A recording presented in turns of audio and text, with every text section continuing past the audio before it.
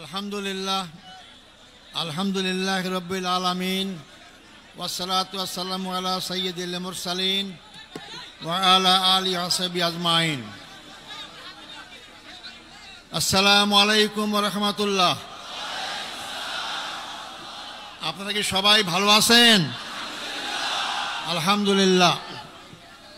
আমি প্রায় 14 বছর কারাগারে থাকার পর আজকে সকালে মুক্ত হলাম। আমি এখন মুক্ত, আমি এখন স্বাধীন। এটা স্বাধীন দেশে আমি স্বাধীন নাগরিক একজন। সম্মানিত ভাই ও বন্ধুগণ, যেহেতু আমরা রাস্তা বন্ধ করে এখানে সমাবেশ আয়োজন করেছি যাতে জনগণের কষ্ট না হয়, এবং আমি যেন তোমাকে নির্দেশ দিয়েছেন খুবই সংক্ষিপ্ত কথা বলার জন্য, আমি শুধু কয়েকটি বিষয় আপনাদের সামনে কথা বলবো। আল্লাহ যদি তৌফিক দান করেন, যদি বেঁচে থাকি অবশ্যই আপনাদের সাথে বারবার দেখা হবে ইনশাআল্লাহ।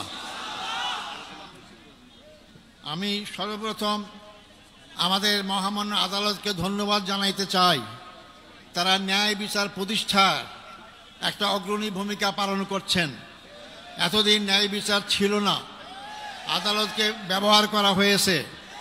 এই জন্য আশা করি আমরা সামনের দিনগুলোতে আমাদের আদালত জনগণের আশা আকাঙ্ক্ষা অনুযায়ী তারা জনগণের ন্যায় বিচার যাতে পায় সেই ব্যবস্থাই তারা করবেন। আমি ধন্যবাদ জানাতে চাই আমার মামলায় যে সমস্ত আইনজীবী নিয়োগ করা হয়েছিল, আমি যতদূর পত্র পত্রিকার মাধ্যমে জানতে পেরেছি, পড়তে পেরেছি, তো অত্যন্ত সাবলীল সুন্দর যুক্তি উপস্থাপন করার মাধ্যমে আমার মামলার অসারতা, দুর্বলতা সমস্ত কিছু প্রকাশ করতে পেরেছেন। এবং আন্তর্জাতিকভাবে স্বীকৃত যে এই মামলার মাধ্যমে আমার অতীতের আগের সরকারগুলো কীভাবে নির্মমভাবে আমাদের আগের ভাইদেরকে হত্যাকাণ্ডের মাধ্যমে তাদেরকে দুনিয়া থেকে বিদায় করেছেন। সম্মানিত ভাই বন্ধুগণ, আমি এরপর ধন্যবাদ জানাতে চাই যাদের কারণে আজকে মুক্ত হওয়ার সুযোগ পেয়েছি। সেই 36শে জুলাই অর্থাৎ 5ই আগস্টের মহা বিপ্লবী নায়কদের জন্য আমি ধন্যবাদ জানাতে চাই। তাদের অক্লান্ত পরিশ্রম, আন্দোলন, তাদের মাধ্যমে স্বৈরাচার ফ্যাসিস্ট সরকারের পতন হতে বাধ্য হয়েছিল। এবং সবচেয়ে আমি ধন্যবাদ জানাবো এই ক্ষেত্রে ছাত্র সমাজকে, যারা অতীতের অহংকার গর্বকে আবার প্রতিষ্ঠা করতে পেরেছেন। ছাত্র সমাজই রাস্তায় রাজপথে নেমে রক্ত ঢেলে তারা এই 14.5 বছরের ফ্যাসিস্ট সরকারের সকল জুলুম অত্যাচারের বিরুদ্ধে জনগণকে সাথে নিয়ে তারা রাজপথে যে আন্দোলন গড়ে তুলেছিলেন, যার কারণে গর্ব গর্ব সব চূর্ণ হয়ে বাংলাদেশ নতুনভাবে স্বাধীনতা অর্জন করতে পেরেছে।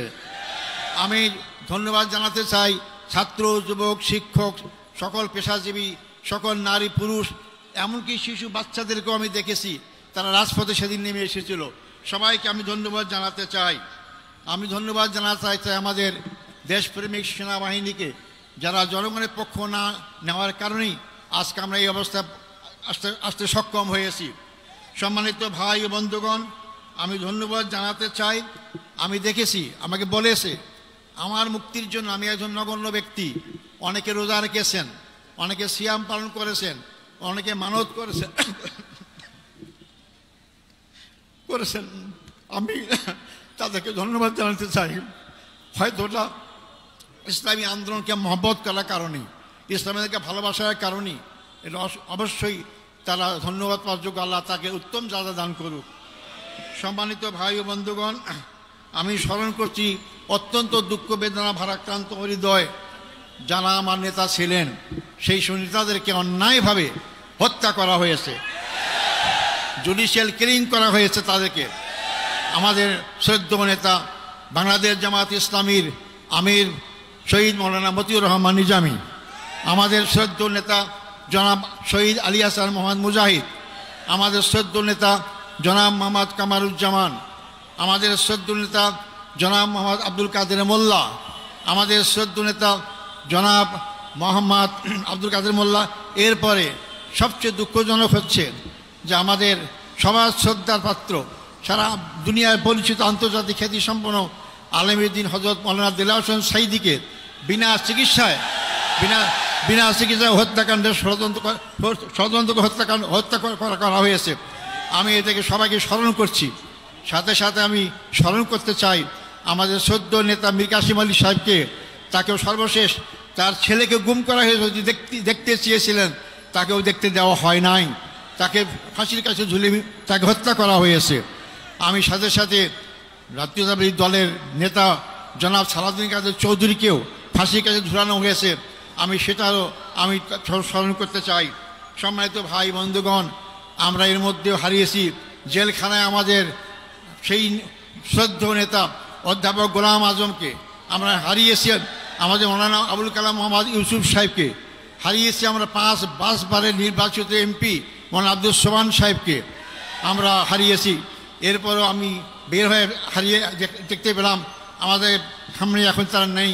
আমাদের আমিরের জামাত, এখনকার আমির জামাতের পূর্বের যে আমির জামাত ছিলেন মকবুল আহমদ সাহেব এবং নাজির আহমদ সাহেব, তার সবাইকে আমি শ্রদ্ধা আমরা স্মরণ করছি এবং তার শোক সন্তপ্ত পরিবারের সদস্য সহ সবার কাছে আমি তাদের সমবেদনা জ্ঞাপন করছি।